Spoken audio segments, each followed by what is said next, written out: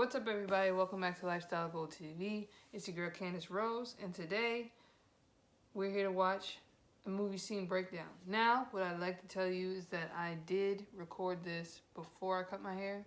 It was supposed to drop over the weekend.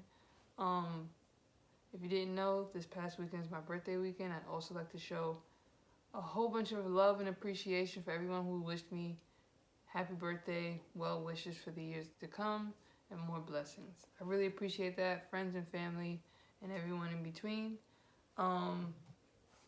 But what I will say about this video is it was supposed to drop before my hair video and before I revealed my hair.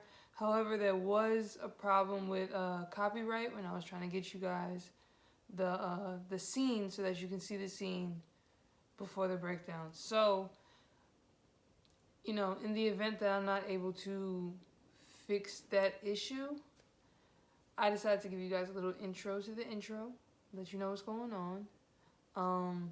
Like I said, this was shot before I changed my hair, so you're gonna see the braids in the hat, man, the classic look. I love that look.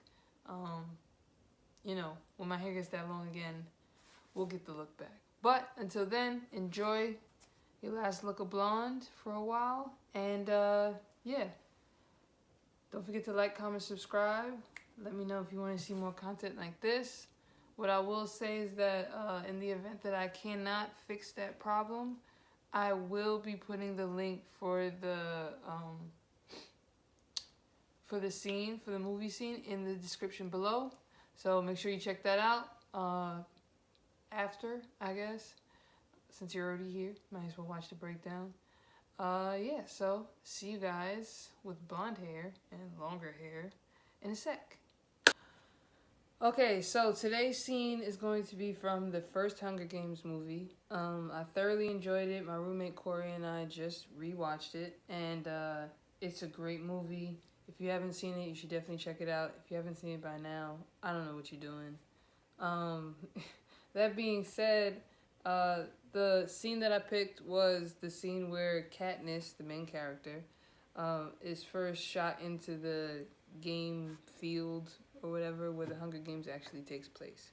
So enjoy the movie, and we'll enjoy the scene, and I'll meet up back with you guys in a sec.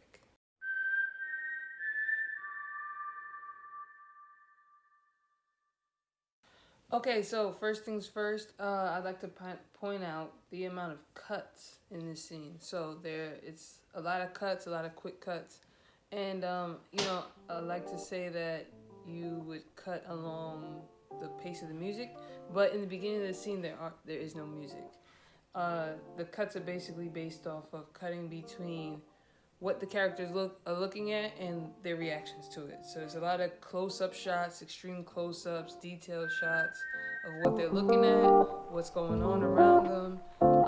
They do a very well job of depicting chaos and fear, and that's basically was more so because they decided to use handheld camera. So when you use handheld camera during chases and things like this, it's very easy to make the audience feel out of sync, off balance, because, you know, we're used to the smooth shots and things like that. But if you're running or being chased, or you're trying to depict that type of feeling, or trying to get the audience to feel that because that's what's going on the screen, then handheld is usually the way to go, because it just creates more chaos. It looks chaotic. It looks like, you know, you can't really focus on anything. You're kind of just moving. You're just going.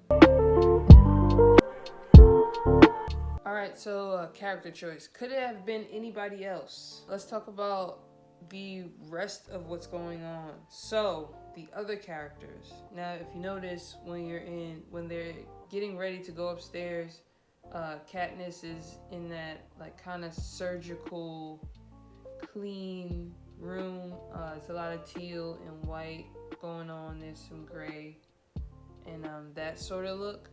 It has a very, like I said, surgical look to it, which goes with the people who are running the show behind the scenes. They all look to have that lab coaty feel, like they're in like a lab controlling everything behind the scenes. It's very futuristic, very clean, modern, that sort of thing. And which plays on the fact that these kids essentially they're basically lab rats for the more wealthy to watch, and you can see that it's depicted in the reactions of the spectators. So on the one hand, you have the wealthy spectators that live in the capital, and it's very brightly colored. They all have on these beautiful colors and costumes and makeup and that sort of thing, and very futuristic looking. And they're happy, they're cheering, they can't wait to see what this Hunger Games brings out in the contestants. And some people have taken a liking to some of the characters as far as the movie's concerned. And on the other hand, you have the other spectators from which these volunteers and people who have been chosen to participate in the Hunger Games have been taken from. And it's like two ends, polar opposites. So there is very washed out, bleach bypass type of thing. When I say bleach bypass, think of like the Book of Eli, where like the skin tones are spot on and like pretty rich, but like everything else is like whitewashed. Okay, we can talk about audio.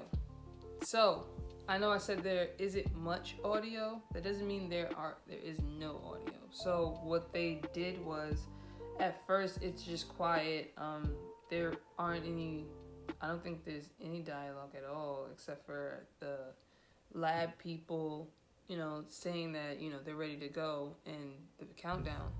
But before that, it's just like detailed audio. So you have Katniss's footsteps in the beginning, and then you have the sounds of like her elevator, her pod shooting up for her to get onto the playing field, and then the rest of it is the actual count. So it's the ding, ding, ding of the numbers going down till they start. I think they start at like 2 minutes or something like that, and it goes all the way down to 0, and the contestants have to stay on their levels or their platforms until it's 0. And when it gets to 0, the music starts, and the contestants start to run to the middle. When the countdown is about to come to an end, the cuts start to sync up with the counts. So they go from character to character, so you at least get a glimpse of the other characters if you haven't seen them already. While that's going on, they have this beautiful instrument score, and it's a kind of a classical music type of thing, but it's like the type of music to raise anxiety, something you would hear in a thriller or a horror movie, and that's because to complement the horrific things that are going on in Scream.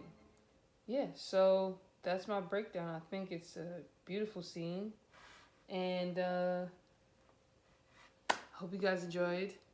And if you want to see more of these, or if you have a movie suggestion, you can drop that in the comments. Please don't forget to like, comment, subscribe, and hit the bell for notifications if you want to know when I'm dropping something.